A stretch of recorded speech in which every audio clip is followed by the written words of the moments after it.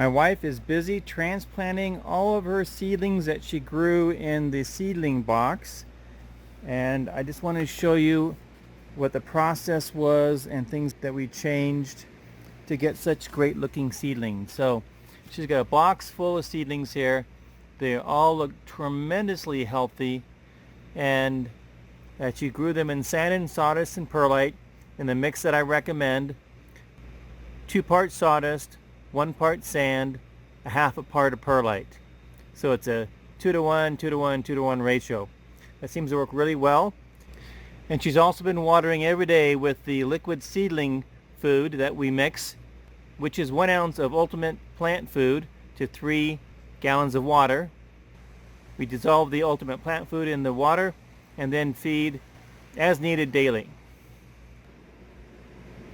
Here's our garden layout for this spring. We've got all my potatoes growing here on the north side, and then she's got cauliflowers, peppers, tomatoes, cucumbers, cantaloupe, and then cabbage, onions, carrots, and strawberries on the north side. So these strawberries have been in here for 3 and 4 years now, and they're doing fantastically well. Here's our complete seedling setup. I want to go through this with you so you know exactly what we're doing to get great results with our seedlings. First of all, the first law of plant growth is light, and that's why we have 6 lights. You could even go to 8, but I certainly wouldn't go less than 6 4-foot long T5 lights.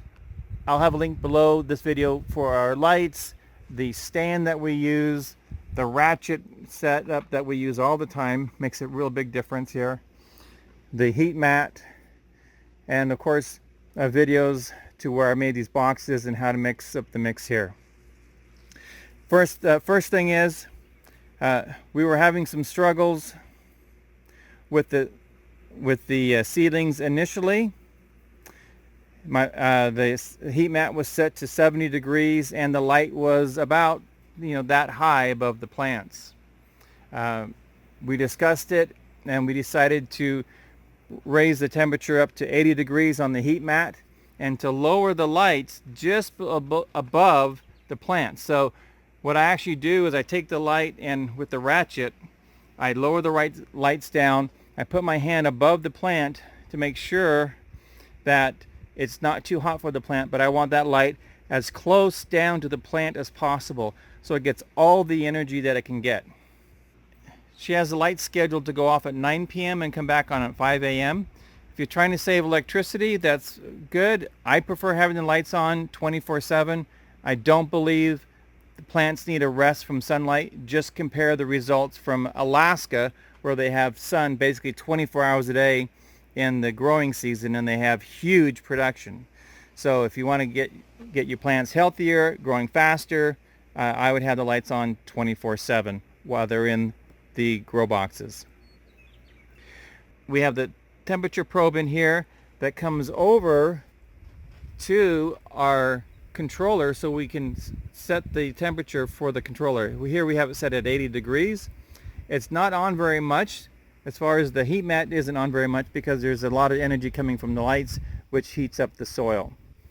You're getting dual purpose by having lights on 24/7 because the lights are producing heat for the soil at the same time they're producing light for the plants.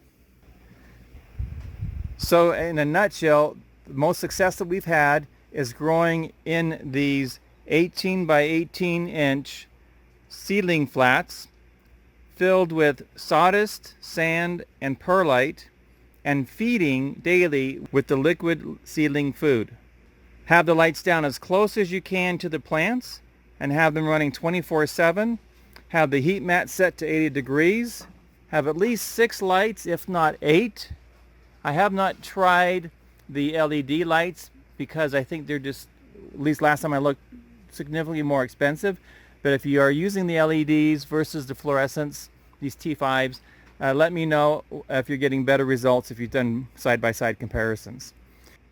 There are several reasons why we grow our own seedlings. First of all, in order to do that, we have to have seeds. So we are already prepared, having actually literally millions of seeds in our seed banks.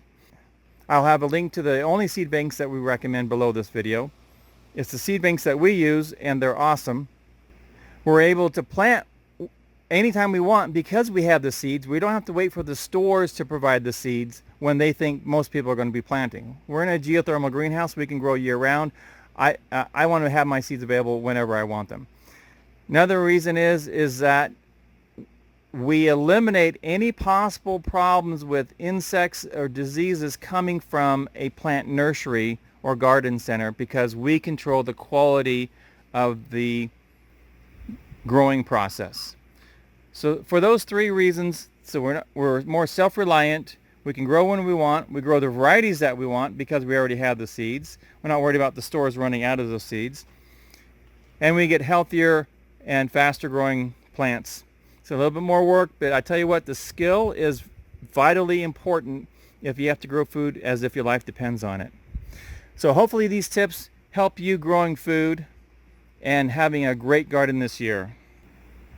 This is LDSPrepper reminding you, if ye are prepared, you shall not fear. Being prepared can also mean having your own seeds from a reliable, trusted seed bank, making your own seeding flats, following the instructions from my video that I have linked below, planting when you want, planting the varieties you want, and controlling the quality of your garden by properly feeding it and starting with healthy plants.